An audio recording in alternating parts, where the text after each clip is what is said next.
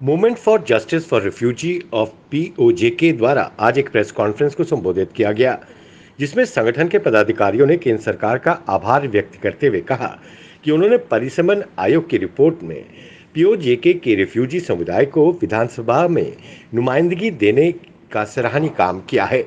उन्होंने कहा कि केंद्र सरकार का ये कदम न केवल सराहनीय है, बल्कि रिफ्यूजी समुदाय के लोगों को एक आशा की किरण भी दिखाई दे रही है। ये उनका इंसाफ है कि हमारी क्लास, जिसको हम पीओजे के डीपीज 1947 के नाम से जानते हैं, पिछले 74 साल के लगभग हमने मासवाए मुसीबतों के, तकलीफ़ों के, डिस्क्रिमिनेशन के और जगह जगह इग्नोर करने के बगैर हमें कुछ नहीं मिला। और जब हम उस सारे सिनेरियो को देखते हैं तो हमें हमारी समझ में सिर्फ एक ही बात आती है कि इसका सबसे मुख्य कारण जो ये था कि हमारी असेंबली में और पार्लियामेंट में आवाज़ कोई नहीं।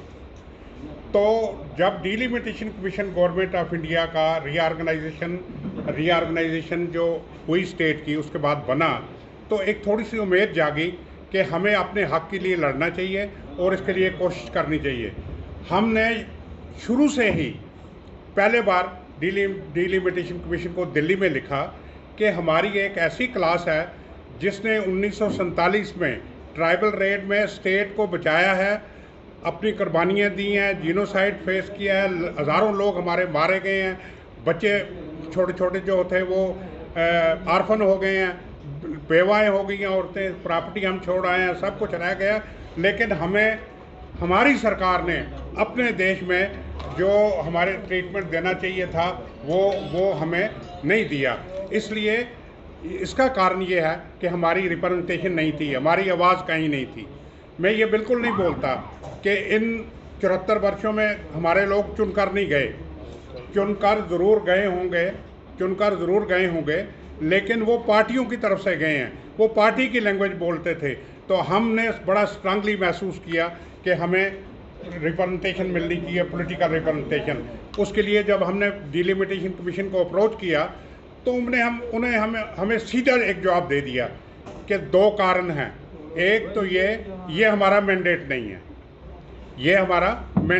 है, और जहाँ जिस इलाके से आप रहने वाले हो, पीओके के जो इलाका इस वक्त इलीगली पाकिस्तान के पास है, उसके लिए सीटें जो है लादा रिजर्व की गई हैं, इसलिए आपको हम कुछ नहीं दे सकते।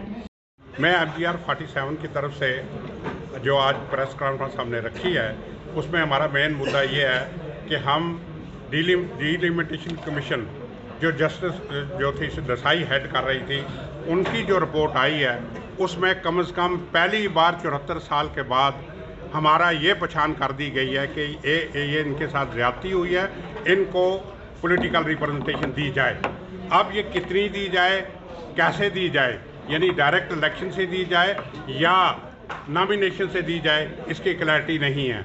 और इसके साथ साथ जब तक हमें असेंबली के साथ साथ पार्लियामेंट की जो कॉन्स्टिट्यूंसी एक नहीं मिलेगी, तो हमारे लिए वो हमारी डिमांड अधूरी रहेगी। हम आज जहां सरकार के थैंकफुल हैं, डिलिमिटेशन कमीशन का हम शुक्रिया अदा करते हैं, वहीं हम डिमांड करते हैं कि हमें पहले 26 सीटें दी जाएं। अगर 26 सीटें किसी वजह से आप नहीं दे सकते तो कम से कम 8 से 10 सीटें हमें दें, ताकि हमारी फुल रिप्रेजेंटेशन हो और हमारे साथ जो पिछले ज़्यादतियाँ हुई हैं उसके लिए हमारे साथ जस्टिस हो सके। For more updates, do subscribe our YouTube channel and don't forget to hit the bell notification icon. And if you are watching this video on Facebook, do follow our Facebook page.